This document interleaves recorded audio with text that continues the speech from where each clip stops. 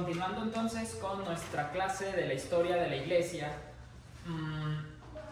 el día de hoy nos vamos a enfocar mucho en un solo personaje dentro de la historia de la iglesia. Si se han dado cuenta, no hemos hecho esto demasiado.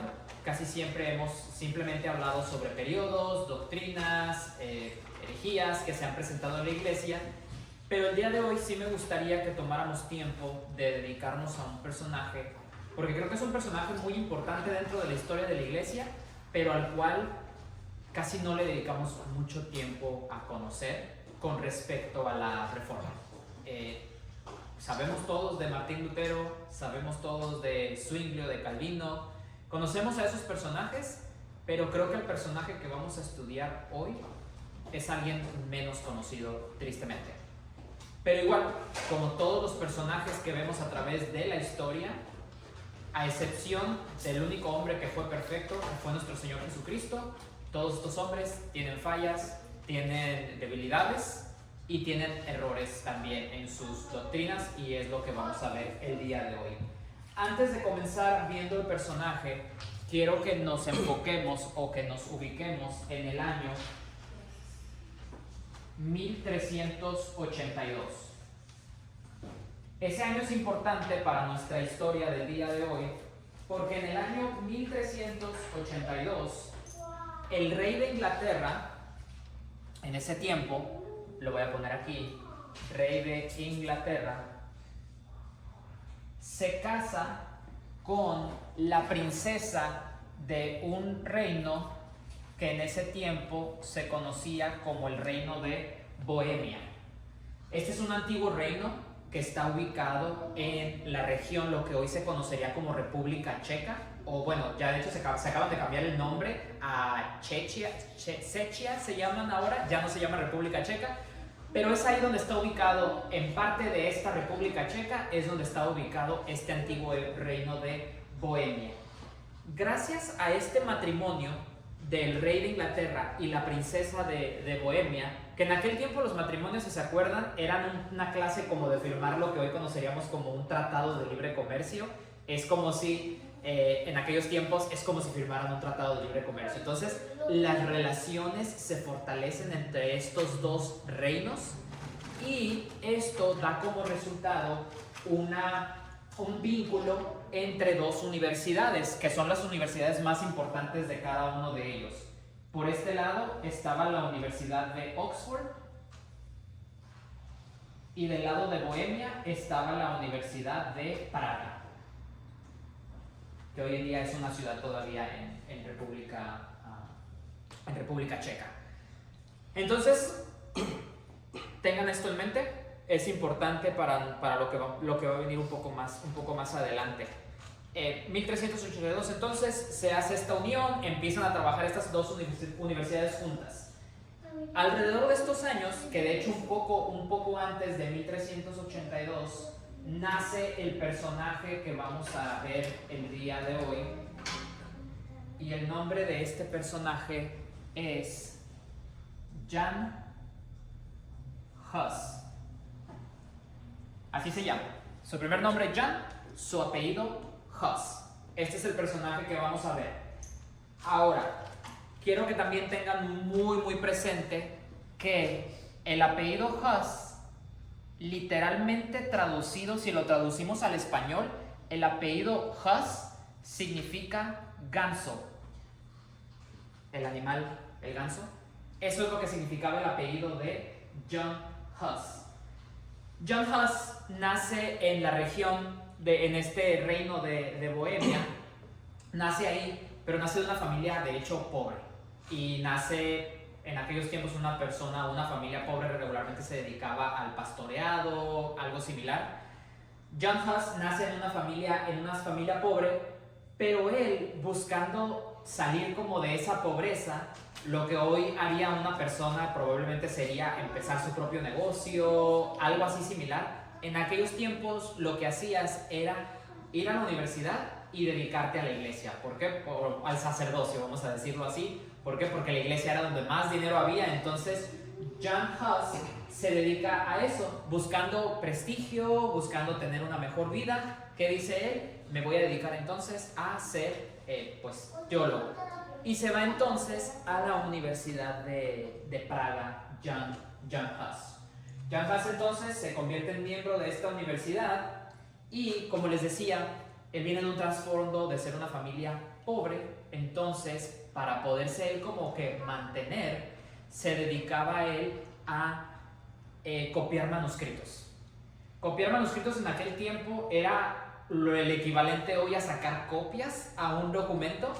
En aquellos tiempos era la manera en la que los libros se copiaban. Los libros en aquel tiempo no existía manera de hacer una impresión de libros y sacar 1000 copias. En aquellos tiempos todo se hacía a través de personas que hacían manuscritos. Entonces se sentaban, por ejemplo, con el himnario, lo tenían de un lado y del otro lado estaban copiando, ahora sí que al pie de la letra, estaban copiando el himnario o el libro que estuvieran copiando. Entonces Jan Hus se dedica a eso, como les digo, para poderse pagar la universidad, tener un poco de dinero extra.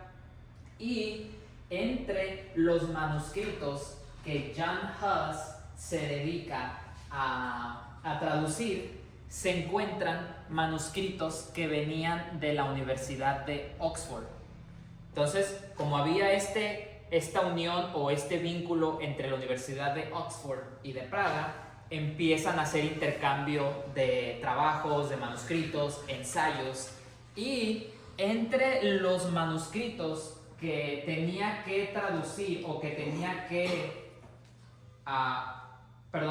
que transcribir Jan Hus, se encontraban los manuscritos de un personaje que vimos la semana pasada, John Wycliffe. Ustedes se acuerdan de John Wycliffe, ¿verdad? La semana pasada que vimos cómo John Wycliffe condenaba las prácticas de la Iglesia de Roma. Jan Hus se encuentra con estos escritos. Gracias a estos escritos de Jan Hus que estaba transcribiendo, y además del estudio de la Biblia, es que Jan Hus se convierte. En realidad tiene una conversión. Al principio todo lo hacía por meramente práctica, y ahora sí Jan Hus se convierte gracias, como les digo, a un entendimiento de las escrituras y a poder tener acceso a los manuscritos de John Wycliffe. Pero no solo se queda ahí, sino que también empieza a tomar estos escritos de John Wycliffe y se comienza a dar cuenta de que John Wycliffe tenía razón en muchas cosas. También entonces, en el año 1400, a Jan Hus oficialmente ya tiene un cargo en una iglesia. Ya empieza a predicar Jan Hus en una iglesia, pero dentro de sus predicaciones, Hus ya comienza a criticar las mismas cosas que John Wycliffe criticaba. ¿Se acuerdan alguna de las cosas que criticaba John Wycliffe en sus escritos? ¿Qué herejías? Las indulgencias, exacto. Condenaban el abuso de las indulgencias. La transubstanciación.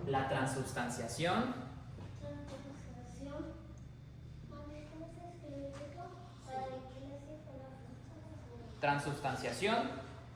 También algo, por si no se acuerdan, algo que también criticaban ambos, o que criticaba John Wycliffe, era la autoridad, tanta autoridad que tenía el Papa y la Iglesia. Entonces vamos a ponerlo aquí como la autoridad papal. La autoridad papal. En las confesiones. En las confesiones que hacían, las que se tenía que hacer. Entonces todo esto, entre más Hus leía las escrituras, veía cómo vivían los sacerdotes en aquel tiempo, veían cómo los papas abusaban de su poder. De hecho, ¿se acuerdan que les había dicho que en los años 1215 se había dado una de las primeras indulgencias a nivel escala para fondear, para dar fondos a cruzadas.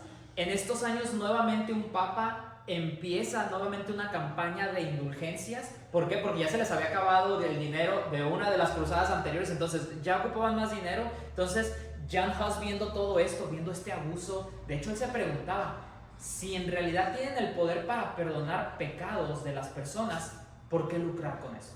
¿Por qué lucrar? En sí Jan Hus no era que condenara tanto la indulgencia. En su teología Jan Hus todavía pensaba que la indulgencia pudiera funcionar, pero el problema más que nada para él era el abuso de esa indulgencia. Entonces estaba preocupado con eso Jan Hus, veía cómo los sacerdotes se dedicaban a vivir la vida como cualquier otra persona. Pero entonces, al estar predicando de todas estas cosas, Jan Hus lo excomulgan. Y la clase pasada vimos sobre la excomulgación de la iglesia. En aquellos tiempos se creía que a una persona la excomulgabas de la iglesia, y ¿qué pasaba? Que la persona ya no podía entrar a la iglesia, ya no formaba parte del cuerpo de Cristo.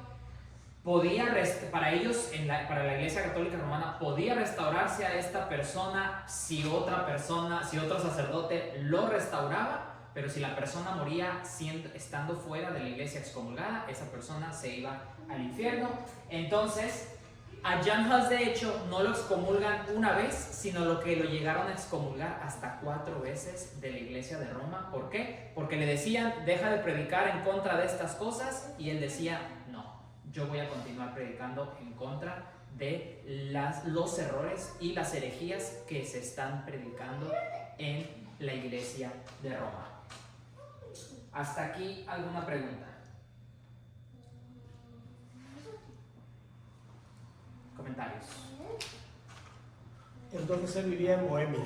Vivía en Bohemia. Él era de ahí, originario de ahí. Originario de Bohemia, del reino de Bohemia, y radicaba en la ciudad de Praga. En una de las veces que lo excomulgan, sale de la ciudad de Praga, pero continúa de todos modos predicando fielmente en contra de la iglesia romana. ¿Las traducciones a qué idioma las hacían? Todavía seguía en latín, la Biblia seguía estando en latín, pero él también abogaba para que hubiera una Biblia escrita en el lenguaje de las personas, el lenguaje común de todas las personas.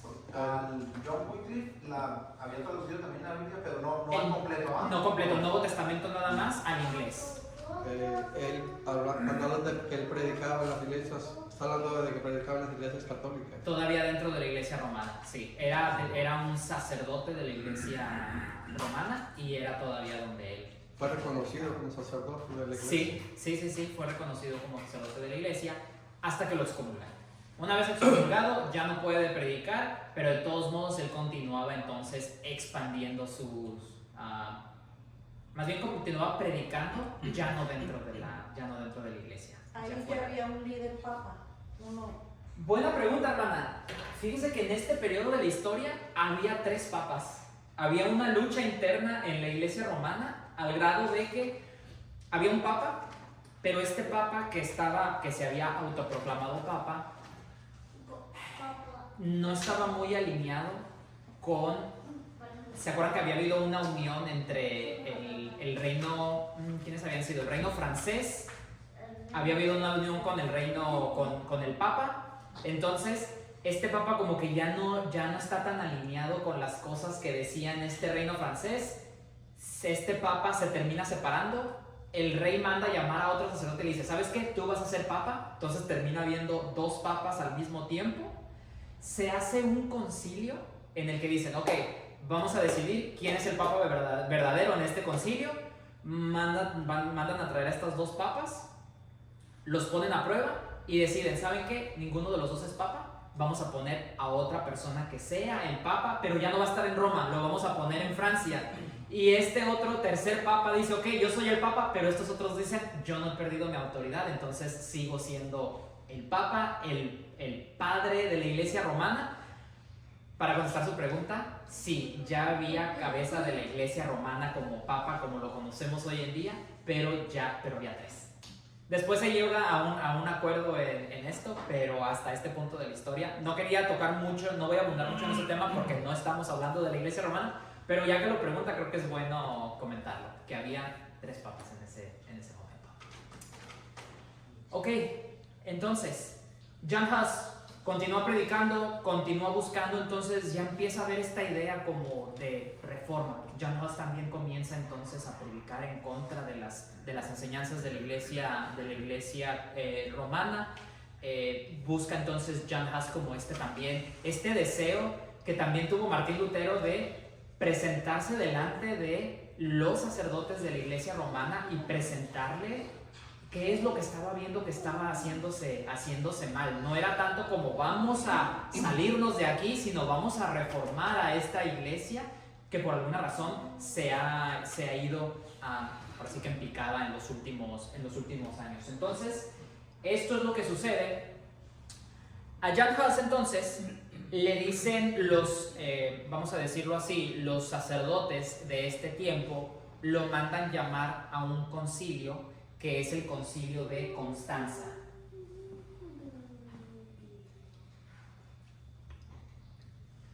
Lo mandan traer a este concilio, que vamos a decir, ya a este punto ya los concilios no son como los vimos los concilios de Nicea, los concilios de Constantinopla, que eran así universales para toda la iglesia. Ya nada más eran las personas que ellos querían tener, que regularmente se alineaban con las enseñanzas de la iglesia romana, católica romana. Entonces, mandan traer a Jan Hus o más bien lo invitan a Jan Hus a este concilio y le dicen, queremos que vengas para que defiendas tus posturas y nos digas qué es lo que está tan mal y en base con la Biblia nos enseñes qué es en lo que nos estamos equivocando. Ahora, ojo, en este mismo concilio, pero unos años antes, habían mandado llamar a John Wycliffe y en ese concilio es en el cual habían decidido matar a John Wycliffe. Entonces, con esto en mente, Jan Hus ya empieza a dudar un poco de si ir o no ir. De hecho, en un momento estaba decidido a ir a defender sus enseñanzas, pero sus mismos amigos le dicen, oye, ¿no acabas de ver lo que le acaban de hacer a John Wycliffe? ¿Vas directo al mismo lugar? En ese tiempo había la persona que estaba encargada como el emperador de ese tiempo, Segismundo, le dice a Jan Hus, ya estamos aquí en el año, este concilio se lleva a cabo en el año 1414. Segismundo le dice a Jan Hus que viniera a este concilio y le dice, ven, te vamos a dar un salvoconducto. Un salvoconducto era algo así como una garantía de que tú ibas a poder ir de Praga a este lugar, al concilio, y no te va a pasar nada. Tú vas a venir y te vas a poder ir, nadie te va a tocar, nadie te va a meter a la cárcel. Eso es un salvoconducto. Entonces, ya con eso, dice Jan Hus, bueno, pues si tengo aquí mi amparo, por así decirlo, y tengo entonces esta carta de parte del mismo emperador que dice que no me pueden hacer nada, entonces Jan Hus va al concilio de Constanza.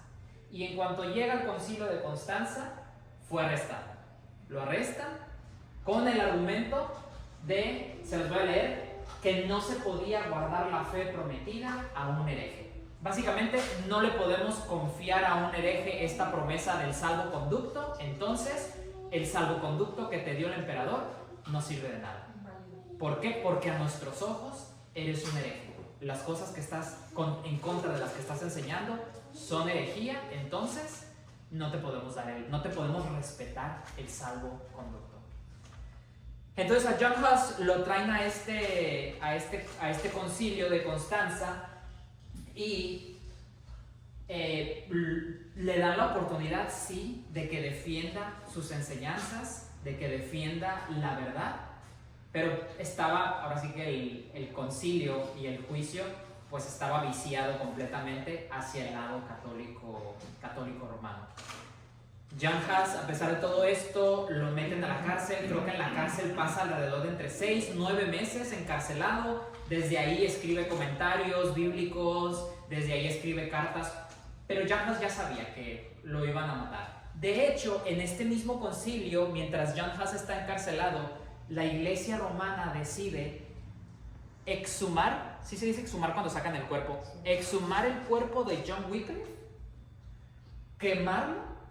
¿Por qué? Porque cuando viene John Huss le preguntan, ¿y de dónde estás sacando todas estas enseñanzas? Y él dice, pues yo vengo de Wycliffe. De hecho lo consideraron ¿se acuerdan cómo decían, cómo se llamaban los seguidores de John Wycliffe? Los Lollardos. Le decían, tú eres un Lollardo. Y dice John Huss, sí, yo creo que sí soy. ¿Por qué? Porque estoy de acuerdo en todas las cosas que enseña John Wycliffe. Gracias a John Wycliffe, de hecho, es que yo tengo este conocimiento por las cosas que él había escrito. Entonces, ¿qué dicen? Ok, vamos a exhumar el cuerpo de John Wycliffe, vamos a quemarlo y vamos a arrojar sus cenizas al río. ¿Para qué? Para que todos sepan qué es lo que les espera a los herejes que enseñen estas cosas. Hacen eso con John Wycliffe. En el mismo concilio en el cual lo habían condenado a muerte, John Huss está encarcelado hasta que le llega la noticia a John Huss y le dicen, te vamos a condenar a muerte y te vamos a condenar a la hoguera. La hoguera en ese tiempo era ponerlo en una estaca y quemarlo, prenderlo y hasta que no quedara, ahora sí que nada de la persona. Lo condenan a la hoguera, pero ¿se acuerdan el nombre de John Huss que significaba ganso? Les voy a leer las palabras que dijo John Huss cuando le dicen que lo condenan a la hoguera. Dice John Huss, puedes asar al ganso, o sea, puedes quemarme a mí, pero en 100 años se levantará un cisne con un canto que no podrás silenciar.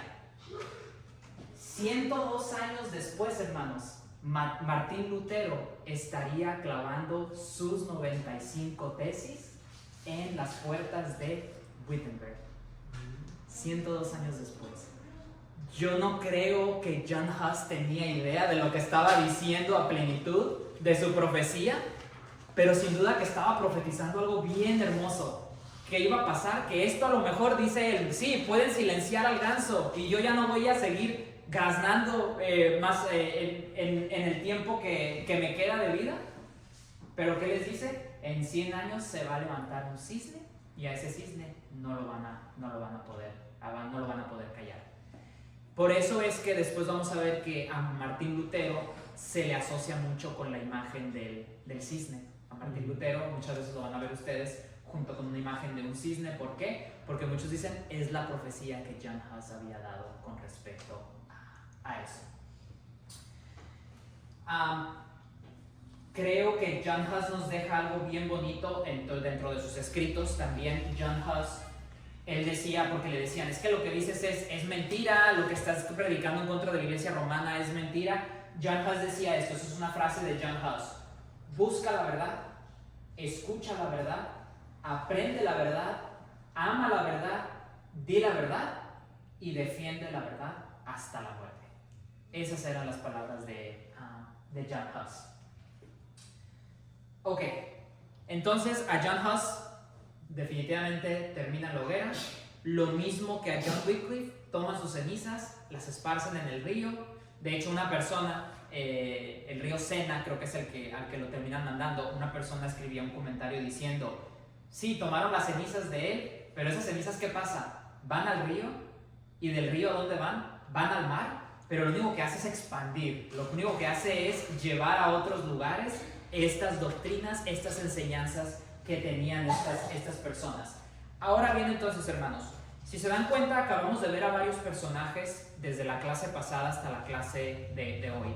Vimos en la clase pasada la vida de Pedro Baldo, vimos la vida de John Wycliffe, vimos a John Huss, y todos ellos compartían que predicaban en contra de estas mismas doctrinas, las indulgencias, los abusos del Papa y de la Iglesia de Roma.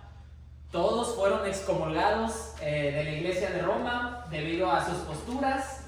Huss fue a la hoguera, pero noten cómo ninguno de ellos se retracta de su posición. Ninguno de ellos en algún momento dice, ok, ¿saben qué? Estaba equivocado, porque eso era lo que les pedían. Retráctense de sus posiciones o digan que sus posiciones son herejías. Nadie de ellos se dio. Pero aquí les tengo una pregunta.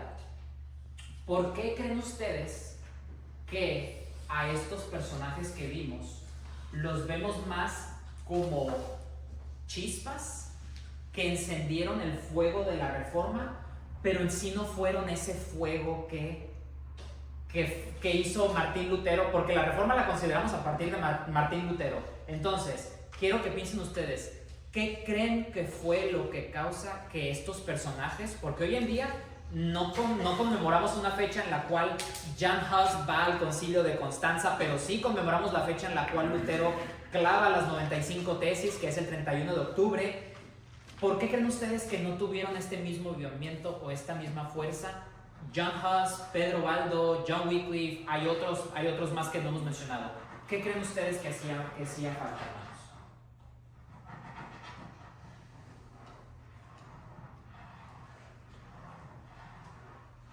Ser miembro de esa iglesia. Ser miembro de esa iglesia, ¿ok?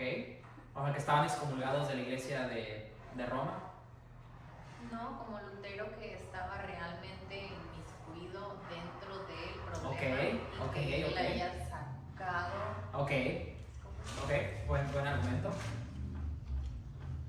Yo creo que influyó mucho, bueno, varios aspectos. Ajá. Uno de ellos es el invento, la imprenta. Fue algo que... Sí. Pero algo también es que no únicamente se levantó el Lutero, sino que hubo más hombres que en ese mismo tiempo el Señor los levantó para que apoyaran esa. ¿Qué más nos hace falta, hermanos? ¿Qué creen que hace falta en este movimiento para que tuviera la fuerza que... Yo, a mi punto de vista, creo que hacen falta dos ingredientes para que se dé la reforma a plenitud. Así como en un motor se ocupa que la gasolina, el aire, el oxígeno, la chispa, yo pienso que ya tenemos la chispa ahí y siento que hace falta el oxígeno y creo que hace falta un poco más de gasolina que prenda esto. Con estos dos comentarios creo que vamos en el camino correcto. Yo pienso por una parte que, si se dan cuenta, todo esto son condenaciones a prácticas dentro de la iglesia de Roma, que sí son herejías. Por ejemplo, John Hus predicaba en contra de la transubstanciación, pero él sí pensaba todavía que el cuerpo de Cristo estaba presente en la misa. El cuerpo literal de Cristo estaba presente en la misa. Y como les digo, no hay que enfocarnos tanto en el personaje y idolatrar o venerar a algún personaje como John Hus, porque todavía tenía enseñanzas que no eran correctas.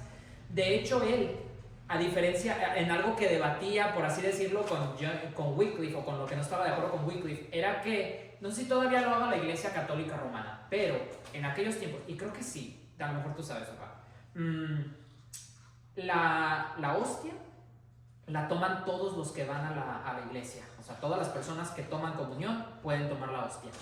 El vino no lo toman todos. No, ¿verdad? Solo lo toma el sacerdote. En aquellos tiempos surge esta práctica porque como es la sangre literal de Cristo, a veces las personas que la tomaban, pues se les caía un poquito o se tiraba un poco de esa sangre. Entonces, para la iglesia de Roma, que decían, es que es un desperdicio de la sangre de Cristo. Entonces, ¿qué vamos a hacer? Todos pueden tomar el cuerpo, pero la sangre y el cuerpo solamente lo pueden tomar los sacerdotes dentro de la iglesia. Yo tengo mis dudas con respecto a la teología de esto, en el sentido de que yo pienso que era más por recursos. Yo pienso que no querían gastarse el vino que tenían. Entonces, ¿qué decían? Pues mejor nos quedamos con el vino para nosotros, a estarle dando vino a todas estas personas. No sé, pero hasta hoy en día entonces parece ser que la práctica todavía es que solamente pueden tomar el cuerpo, lo pueden tomar los feligreses, por así decirlo, el cuerpo y la sangre lo puede tomar también el sacerdote. Entonces era algo que John Hus decía, todos deberían, si vamos a tomar de acuerdo a como lo instituye el Señor, instituye tomar el cuerpo, tomar la copa, tomar del pan. Entonces, ¿qué decía John Hus? Todos deberíamos de poder tomar de ese beneficio. John Wycliffe sí defendía la otra postura. Pero lo que voy con esto es que yo siento que aquí el problema muchas veces es que estas personas sí predicaban en contra de la Iglesia Católica Romana, pero aún no llegaban al meollo del asunto, aún no llegaban al problema doctrinal esencial, que sí es lo que hizo Martín Lutero, que Martín Lutero se fue a las Escrituras, encontró la palabra justificación y ¿qué dijo? No se trata de uno ser justo, sino de ser justificado por medio de Cristo, por medio del sacrificio de Cristo. Creo yo que ese va a ser un elemento, vamos a ponerlo como la fe, creo yo que ese es uno de los elementos todavía faltantes dentro de esto que hacían falta. Ese elemento creo yo que todavía no estaba ahí lo suficientemente fuerte como para despertar una verdadera reforma. Y el otro que les quería mencionar es el que dijo el pastor, el que se haya inventado la imprenta. En el año 1450, un hombre llamado Johannes Gutenberg inventa la imprenta. ¿Se acuerdan que les había dicho? Y cómo todo está, vamos a decirlo, todo está conectado. ¿Se acuerdan cómo les había dicho que John Huss, por medio de hacer esa transcripción, esos manuscritos, por transcribirlos, es que conoce de las doctrinas que enseñaba John Wycliffe? A mí me impresiona ver la historia, hermanos, y darme cuenta de cómo Dios actúa y hace las cosas en el momento correcto. Probablemente, si la imprenta se hubiera inventado antes de esto, probablemente John Huss no hubiera tenido esta exposición a John Wycliffe. Incluso algo tan vano como un matrimonio de reyes y príncipes, si no se hubiera dado esto, probablemente tampoco John Huss hubiera tenido estas enseñanzas de John Wycliffe. Martín Lutero, gracias a esto, por eso es que me enseñamos esto, porque Martín Lutero es que gracias a esta conexión de puntos es que puede entonces iniciar con la reforma, pero también un elemento muy importante fue el invento de la imprenta. En esos tiempos, tener una Biblia es interesante, porque una Biblia como la que tenemos hoy en día, como tenía que ser transcrita de un libro a otro por una persona, comprarse una Biblia en aquellos tiempos era el equivalente a un año de sueldo. ¿Se imaginan invertir un año de tu sueldo para poder tener una copia de la Biblia? Ese era un problema también muy muy grande. ¿Por qué? Porque las personas en este momento no todas tenían ese acceso a las escrituras. Estaba escrito en latín, era difícil todavía tener traducido, pero gracias al invento entonces de la imprenta, vamos a ver entonces cómo ahora sí se empiezan a imprimir más Biblias, se empiezan a imprimir más manuscritos. ¿Y qué pasa? Que cuando llegan ahora sí los reformadores, ¿qué sucede? Que ellos ya tienen todo, ya tienen la gasolina, tienen el oxígeno, tienen la chispa. Ahora sí estamos listos para el fuego que va a ser el fuego de la reforma, que ahora sí va a consumirlo todo y va a hacer un parteaguas en la historia. ¿Alguna duda? ¿Alguna pregunta? ¿Comentario? No se va. El invento de la imprenta fue alguien relacionado específicamente para la Biblia o fue algo comercial que se utilizó? Fue meramente, Johannes Gutenberg fue meramente un comerciante y venía él ya de una familia con influencia y era una persona, las personas que lo han estudiado su biografía dicen que es una persona con mucha inteligencia, al grado que entonces desarrolla esto de la imprenta. No fue con el propósito de Biblia, pero sí es bien interesante que uno de los primeros libros, si no es que el primer libro que se imprime a gran escala, fueron Biblias con la imprenta. Sí fue uno de los, le digo, no estoy seguro ahorita si fue el primero a gran escala o uno de los primeros. Sí fue el primero, la Biblia. La Biblia fue el primer libro que salió en la imprenta. Y si vemos las gráficas, en serio es increíble, hermanos, que en ese momento al año se escribían, había muchas personas dedicadas a hacer manuscritos.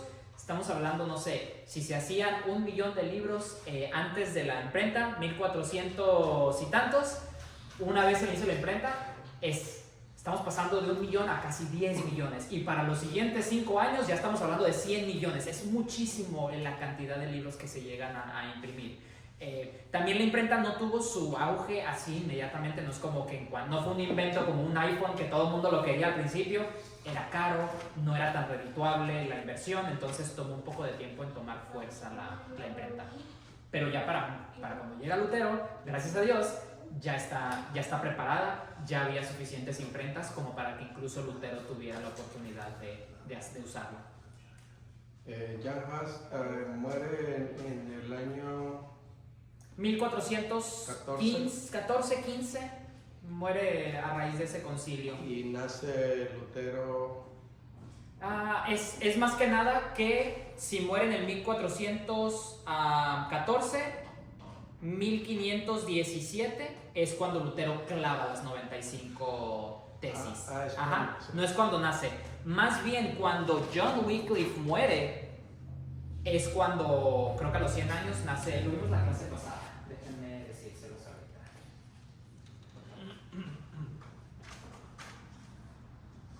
Sí. 1384 muere Wycliffe. 100 años después, 1484, nace Lutero. De Wycliffe, basados en Wycliffe. En el 484 nace Lutero. Para 1517 son como 30 años. Más o menos, sí, estaba todavía joven. Muchos Johns en la Mucho Reforma. John, Jan, Juan. Juan Sí. Calvino, Sí. John Popular. Hus, John Wycliffe, Jonathan Edwards, Ajá. Juan Rubio. Juan Rubio.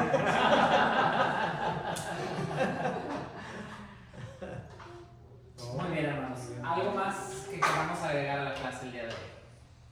Muy interesante. Les digo, no nos vamos a enfocar mucho en personajes, probablemente tomemos un poco de tiempo en ver a Martín Lutero, a uno que otro, pero a la vez no quisiera enfocarme mucho, solamente le di prioridad a Jan Hus, uno porque es uno de mis favoritos y creo que puedo darme un poco la libertad de traer a colación el tema, pero al final del día con esta mentalidad siempre, ¿no? Que ninguno de estos hombres fue perfecto, ninguno de estos hombres tenía doctrinas puras o perfectas, sino simplemente que fueron personas a las cuales sin duda Dios utilizó para entonces traer a nosotros nuevamente las doctrinas a las cuales deberíamos de estar afianzados. Y las doctrinas que se enseñaban, porque todos ellos leían a los primeros padres de la iglesia y traían nuevamente, no era tanto que querían cambiar o transcribir las cosas que la iglesia romana enseñaba, sino que querían ir a lo que se enseñaba a los primeros padres de la iglesia. Pero bueno, ahí vamos a terminar entonces. Sí.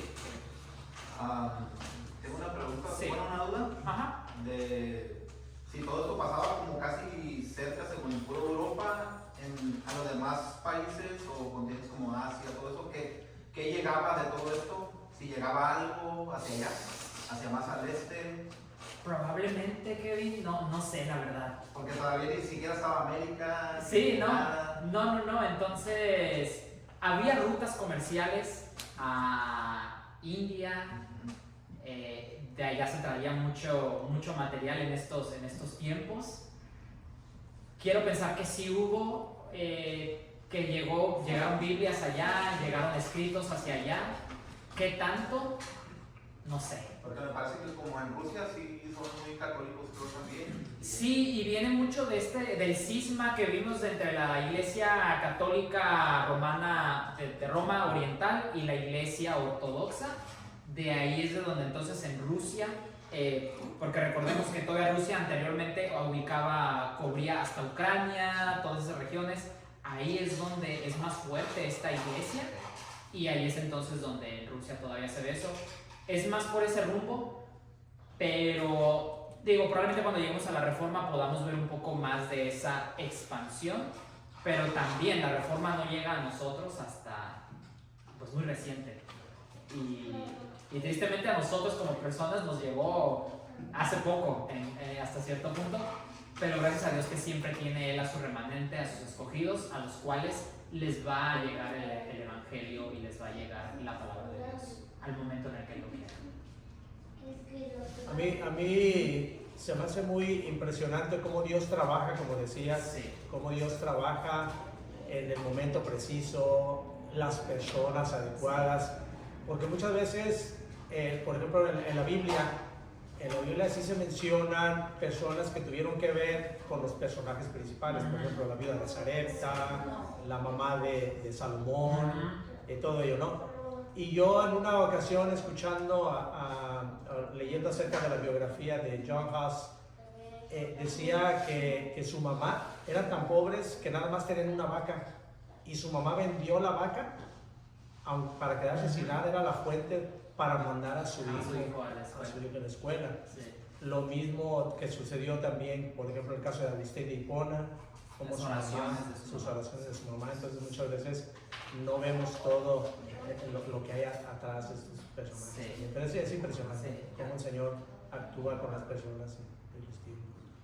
A mí me sorprende cómo es que en las iglesias hoy, por ejemplo, que no se le dé la importancia a la reforma, pues. Sí, por ejemplo, ver el hecho de que cuando se cumplieron, por ejemplo, los 500 años de la reforma, o sea, que no se le ha dado, o sea, pasó desapercibido en la mayor parte de las iglesias, fue algo que para mí me sorprende, ¿no? En general, la historia de la iglesia, qué importante es conocer esto, porque al final del día es nuestra historia.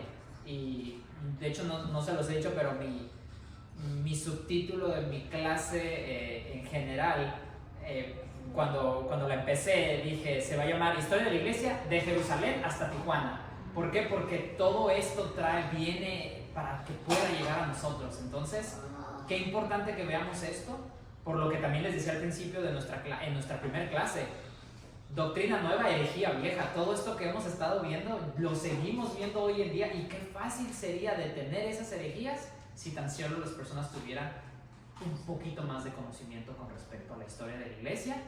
Y digo, para mí el tema de la historia en general es importante que lo conozcamos. ¿Por qué? Porque tanto pasa en la vida personal. ¿Y qué nos dice Dios? Recuerda los momentos, o sea, incluso nuestra historia personal. Creo que esto también es de motivación, de ver eso, de recordar no solo la historia, lo que pasó hace 500,000 años, sino lo que pasó hace 2 semanas, cómo el Señor nos ayudó en los momentos más difíciles, y recordar ese momento. Entonces creo que recordar es importante para nuestra vida cristiana. Muy bien, hermanos. Entonces vamos a terminar ahí y bueno, ahora sí tenemos 5 minutos para tomar un pequeño descanso. Gracias. ¿Foto bien?